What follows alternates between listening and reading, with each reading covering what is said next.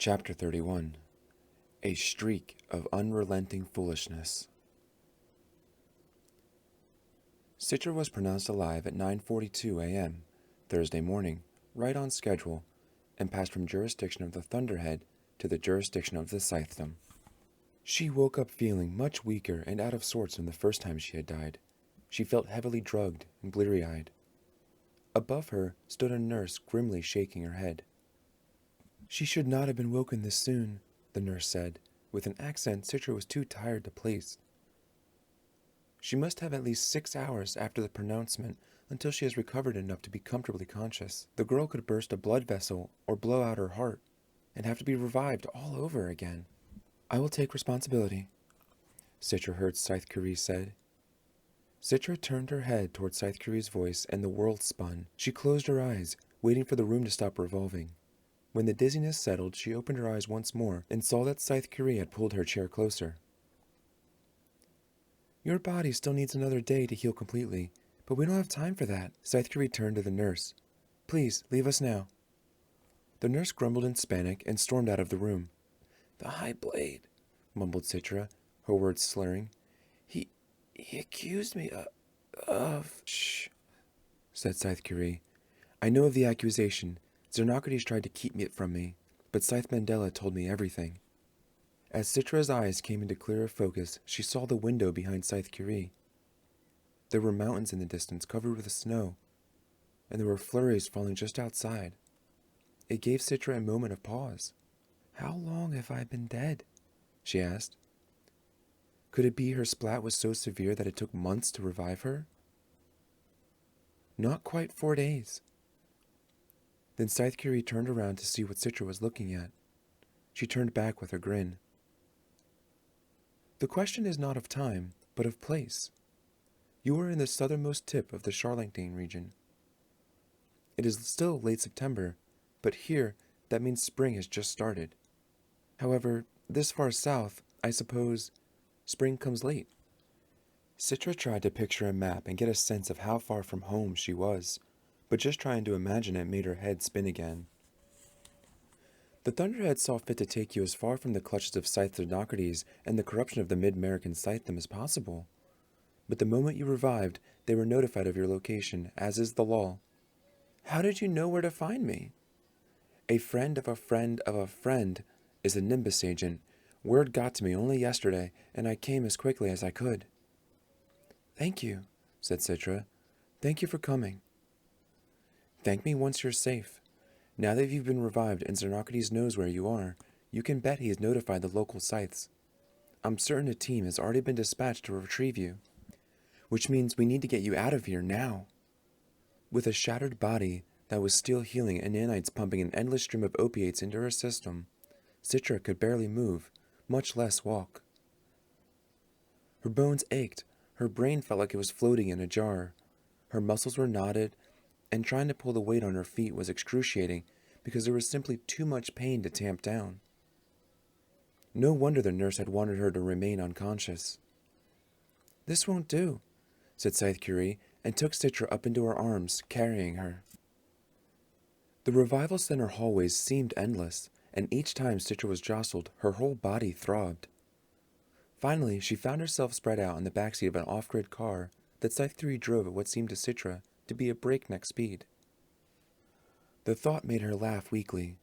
What an odd expression when the breaking of her neck had seemed to happen in slow motion. Flurries blowing past the windows appeared to be a blizzard at this speed. It was hypnotic. At last the numbness began to overtake her, and she felt sleep begin to envelop her like a quicksand. But the moment before Citra lost consciousness, she remembered just a hint of the dream that may not have been a dream at all. A conversation in a place that was neither life nor death, but a womb between the two. "The Thunderhead, it spoke to me," Citra said, forcing herself to stay conscious just long enough to get this out. "The Thunderhead doesn't speak to Scythes, dear. I was still dead, and it told me a name. The man who killed Scythe Faraday." But the quicksand pulled her down before she could say any more. Citra awoke in a cabin, and for a moment thought she might have hallucinated all of it. The Thunderhead, the Revival Center, the car ride in the snow. For that moment, she thought she was still in the rooftop residence of Highblade Xenocrates, waiting for the torture to begin. But no, the light here was different, and the wood in the cabin around here was a lighter shade. Outside the window, she could see snowy mountains, closer than they were before, although the flurries had stopped. Scythe Curie came in a few moments later with a tray and a bowl of soup. "Good, you're awake. I trust you've healed enough over the past few hours to be a little more coherent and a little less miserable." "Coherent, yes. Less miserable, no. Just a different kind of misery." Citra sat up, feeling only a little bit loopy now, and Scythe Curie put the tray with the large bowl of soup in her lap. "It's a chicken soup recipe passed down for more generations than anyone remembers," she told Citra. The soup looked fairly standard, but there was a round, moon-like mass in the middle. "What's that? The best part," said Scythe Curie. "A sort of dumpling made from the ground crumbs of unleavened bread." Citra tried the soup. It was flavorful, and the moon ball unique and memorable. Comfort food, thought Citra, because somehow it made her feel safe from the inside out. My grandmother said it could actually heal a cold. "What's a cold?" said Citra. "A deadly illness from the mortal age, I suppose."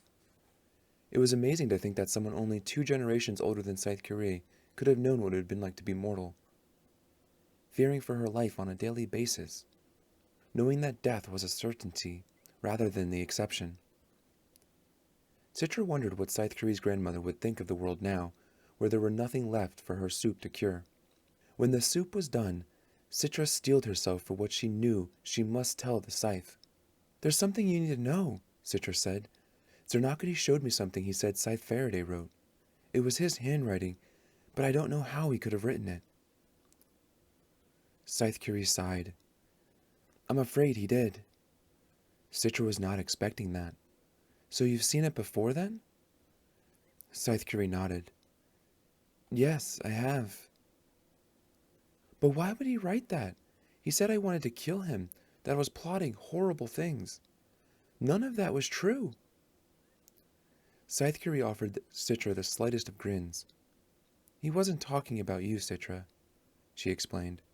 "He wrote that about me. When Faraday was still a junior Scythe, all of 22 years old, he took me on as an apprentice," said Scythe Curie. "I was 17 and full of righteous indignation at a world that was still heaving in the throes of transformation.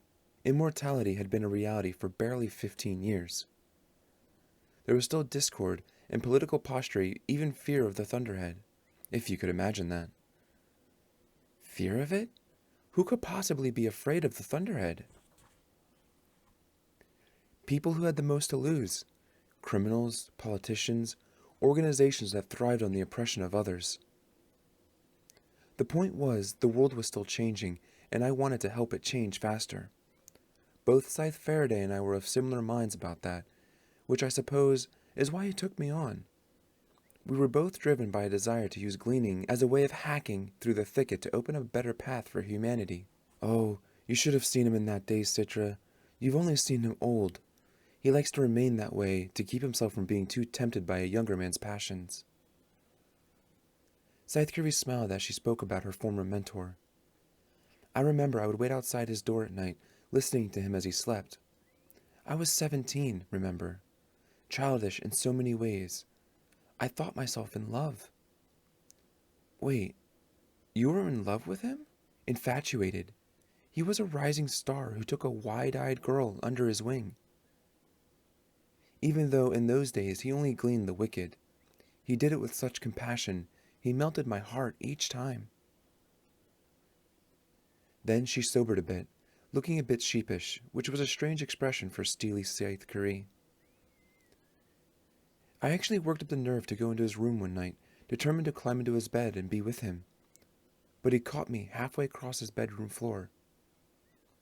Oh, I made up some silly excuse as to why I was there. I was coming in to retrieve his empty glass, or something like that. He didn't believe me for an instant. He knew I was up to something, and I couldn't look him in the eye. I thought he knew. I thought he was wise and could see into my soul. But at 22, he was just as inexperienced in such matters as I was. He had no clue what was really going on. Then Citra understood. He thought you wanted to hurt him. I think all young women are cursed with a streak of unrelenting foolishness, and all young men are cursed with a streak of absolute stupidity. He didn't see my obsession with him as love, but thought I meant him bodily harm. It was, to say at least, a very painful comedy of errors.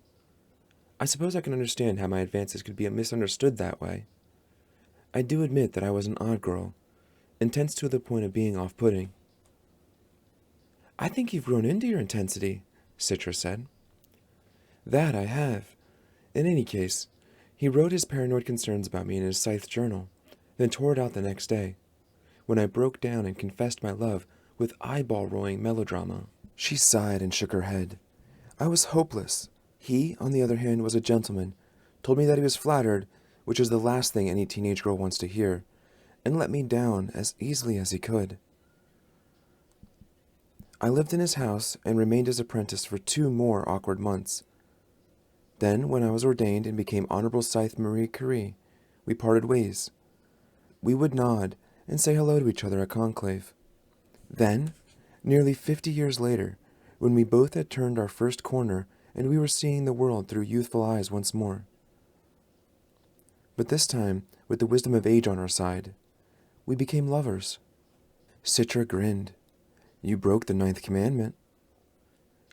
We told ourselves we didn't. We told ourselves we were never partners, just companions of convenience. 2 like-minded people who shared a lifestyle that others simply couldn't understand. The lifestyle of a scythe. Still, we knew enough to keep it secret.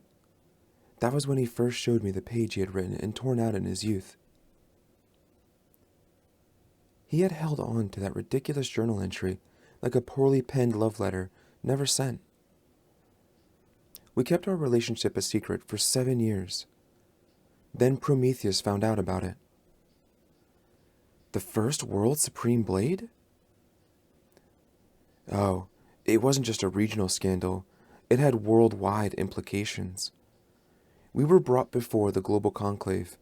We thought we might be the first scythes to actually be stripped of our rings and hurled out of the scythedom. Perhaps even gleaned. But we had such stellar reputations, Supreme Blade Prometheus saw fit to give us a less severe punishment. We were sentenced to 7 deaths, 1 for each year of our relationship. Then he forbade us to have contact with each other for the next 70 years. I'm sorry, said Citra. Don't be. We deserved it, and we understood. We needed to be made an example for other scythes who might now think twice before allowing love to interfere with their duty. 7 deaths, and 70 years later, many things had changed. We remained old friends after that, but nothing more. Scythe Curie seemed a mix of many emotions, but she folded them all away, like clothes that no longer fit, and closed the drawer. Citra suspected she never spoke of this to anyone else, and would probably never speak of it again. I should have known he'd never throw that page away, Scythe Curie said. They must have found it when they cleaned out his things. And Xenocrates thought he was writing about me. Scythe Curie considered that. Perhaps, but probably not. Xenocrates is not a stupid man. He may have suspected the true nature of that page, but truth didn't matter. He saw it as a means to an end. A way to discredit you in front of respected scythes like Scythe Mandela, who heads the Bejewelling Committee, and thereby ensure that Scythe Goddard's apprentice would get the ring instead of you. Citra wanted to be angry at Rowan for this, but she knew whatever else was going on in that head of his, this was not his doing. Why would Xenocrates even care? He's not one of Goddard's miserable crew of scythes. He doesn't even seem to like Goddard, and clearly couldn't care less about me and Rowan. There are more cards in play than can be read at the moment, Scythe Curie said. All we know for sure is that you must stay out of sight until we can clear you of even the suggestion of wrongdoing. Just then, someone came to the door, startling Citra. She hadn't known anyone else was in the cabin. It was another Scythe, by the look of her. Probably the one that owned the cabin. She was shorter than Scythe Curie. Her robe had an intricate pattern in many colors, red, black, and turquoise. It seemed less of a fabric and more of a tapestry, intricately woven. Citra wondered if all Charlantine Scythes wore robes that seemed not just handmade, but lovingly made. The woman spoke in Spanish, and Scythe Curie responded in kind. "I didn't know you spoke Spanish," said Citra, after the Charlantine Scythe left. "I speak 12 languages, fluently," said Scythe Curie, a bit of pride in her voice. 12? Scythe Curie offered up a mischievous grin. "See if you don't know as many languages when you're 219. She took the tray from Citra's lap and set it on the nightstand. "I thought we'd have more time, but the local Scythe authority is already on its way. I doubt they know you're here, but they're sending scouts to every Scythe's home with DNA sweepers, figuring we must have had some local help." "So we're on the move again?" Citra swung her feet off the bed and planted them on the ground. Her ankles ached, but only slightly. It was a good kind of ache. "I can walk myself this time." "Good, because you'll be doing a lot of that." Scythe Curie glanced out the window. No one was coming yet, but there was a tension in her voice that wasn't there before. "I'm afraid I won't be coming with you, Citra. If I am to clear your name, I need to go back home and rally as many Scythes as I can." "But the local Charlantine Scythe them. What can they do to me? I'm breaking no commandment. All they can do is wag the naughty finger at me and refuse to wave goodbye as I drive to the airport. So, when you get home, you'll have to tell everyone the truth about that journal entry?" "I don't see what other choice I have. Of course, Xenocrates will claim that I'm lying to protect you, but most will take my word over his. Hopefully that will embarrass him enough to withdraw the claim." "So where can I go?" asked Citra. "I have an idea about that." Then Citra reached into the drawer and pulled out a rough woven burlap frock of a tonist. "You want me to pretend to be a part of a tone cult? A lone pilgrim. They're very common in this part of the world. You'll be a nameless, faceless wanderer." It wasn't the most glamorous of disguises, but Citra knew it was practical. No one would look her in the eye for fear of getting an earful of tonist twaddle. She would hide in plain sight and come home just before Winter Conclave. If Scythe Curie hadn't cleared her name by then, it wouldn't matter anyway. She wasn't about to spend her whole life in hiding. Then the Charlantine Scythe burst in again, this time much more agitated than before. "They're here," said Scythe Curie.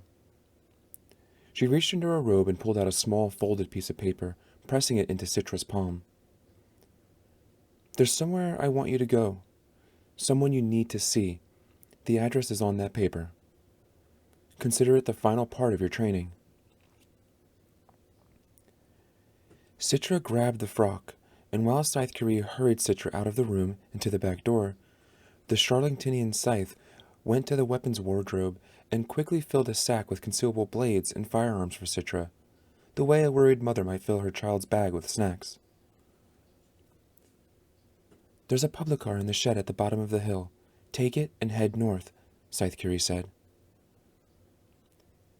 Citra opened the back door and stepped out. It was cold but bearable. "Listen to me carefully," said Scythe Curie. "It's a long trip, and you're going to need your wits about you to get where you're going." Then Scythe Curie went out to give Citra the instructions she'd need to make a journey of many thousands of miles. But she was cut short by the sound of a car pulling up in front of the house. "Go! As long as you keep moving, you'll be safe." "And what do I do when I get there?" Scythe Curie met her eye with a hard gaze that revealed nothing but added importance to her words. "A tonist might call it resonance. When you get there, you'll know what to do." Then there came that all-too-familiar pounding on the front door. Citra bounded down the snowy hillside, careening off of pines on her way. Citra bounded down the snowy hillside, careening off of pines in her way, the aches in her joints reminding her that she was still a few hours shy of complete healing. She found the shed, and the public car was there just as Scythe Curie had promised. It powered up for her as soon as she got in, and it asked for a destination. She wasn't foolish enough to just give it one. North, she told it. Just north. As she sped off, she heard an explosion, and then another.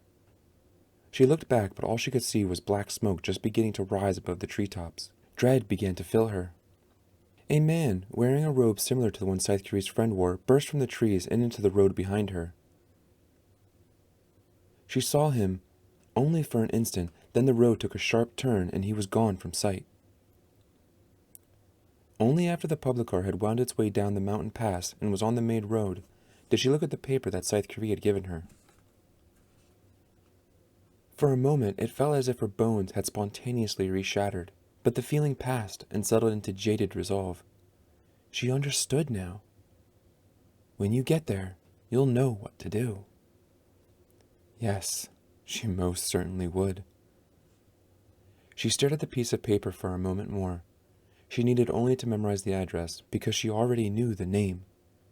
Gerald Vandergains. The Thunderhead had spoken to her, and now so had Scythe Curie. There was a long journey ahead of Citra, and at the end of it, much work to be done. Citra couldn't glean, but she could exact vengeance. She would find a way to deliver justice to the Scythe Killer one way or another. Never was she so thankful to have a sack full of weapons. This was a matter too delicate to be left to the Blade Guard, and although Scythe San Martin detested being used as a mere enforcement agent, he also knew that catching this mid-American girl would be a feather in his cap. He knew the girl was there even before he knocked on the door. His associate and over-enthusiastic junior Scythe named Bello had already turned on the DNA detector and picked up traces the moment they stepped out of the car. San Martin drew his weapon as he approached the cabin. A pistol he had had since the day he was ordained, given to him by his mentor. It was his weapon of choice for all gleanings, an extension of who he was. And although he didn't expect there to be anyone to glean today, it made him feel whole to have it drawn. Besides, gleaning aside, it might be necessary to incapacitate someone. Although he had been warned not to render anyone, especially the girl, deadish, because that had created the very fiasco he was now attempting to resolve. He pounded on the door, and pounded again. He was ready to kick it in, when none other than Scythe Marie Curie herself came to the door. San Martin tried not to be starstruck. The Marquesa de la Muerta was well known throughout the world for her early achievements, a living legend everywhere, not just in the north. "There is a doorbell, or didn't you notice?" she said in Spanish so perfect it threw Scythe San Martin off his game. "Are you here for lunch?" He stammered for a moment, deepening his disadvantage, then recovered as best he could. "We're here for the girl," he said. "No sense denying she's here. We already know." And he gestured toward Bella, whose DNA detector was pinging in the red. She glanced at San Martin's raised pistol and humphed. With such authority he found himself lowering it, almost involuntarily. "She was here," Curie said, "but not anymore. She's on her way to the Antarctic resort for some skiing. You might catch her flight if you hurry, though." The Charlington Scythedom was not known for its sense of humor, and Scythe San Martin was no exception. He would not be made a fool of, even by one of the greats. He pushed his way past her into the cabin, where Charlington Scythe, whose name he couldn't remember, stood as defiantly as Scythe Curie. "Search all you want," said the second Scythe, "but if you break anything—" She never got to finish that thought, because Bello, overzealous as ever, jabbed her with a jolt baton that left her unconscious. "Was that really necessary?" chided Scythe Curie. "It's me you have a gripe with, not poor Eva." On a hunch, San Martin went out the back door, and sure enough found telltale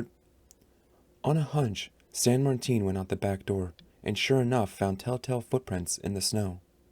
"She's on foot," he told Bello. "Apuerte! She can't have gotten far. Scythe Bellow launched into pursuit like a bloodhound, heading down the snowy hillside, disappearing into the trees. San Martin went back inside, hurrying to the front door. The road wound down the hill. If Bello couldn't catch her on foot, perhaps San Martin could head her off in the car. Scythe Curie, however, stood in the doorway, barring his way. He raised his weapon again, and in response, she pulled out her own. A handgun with a stubby muzzle wide enough to fit a golf ball in the barrel. A mortar pistol. He might as well had a pea shooter against that thing, but he didn't lower his weapon, no matter how outclassed it was. I have special permission from our High Blade to fire on you if necessary, he warned her. And I have no permission from anyone, said Scythe Curie. But I am more than happy to do the same. They held their standoff for more heartbeats than felt advisable. Then Scythe Curie turned her gun aside and fired out the front door.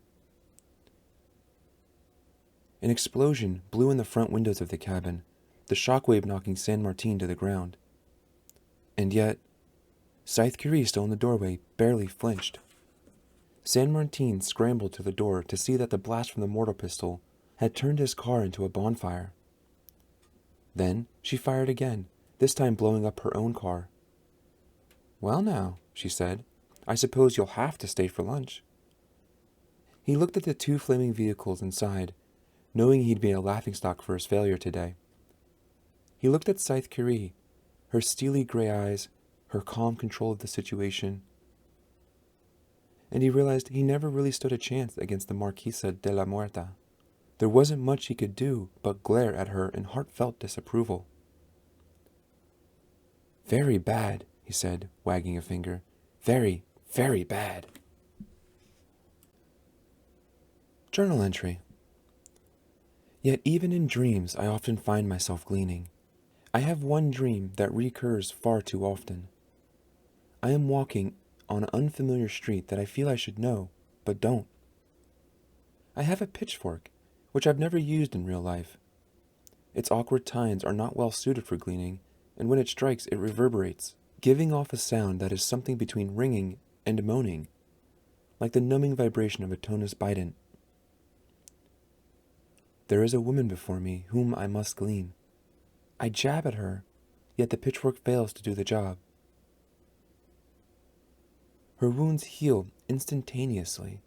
She is not upset or frightened, nor is she amused. She is simply resigned to stand there, allowing me to futilely attempt to end her life.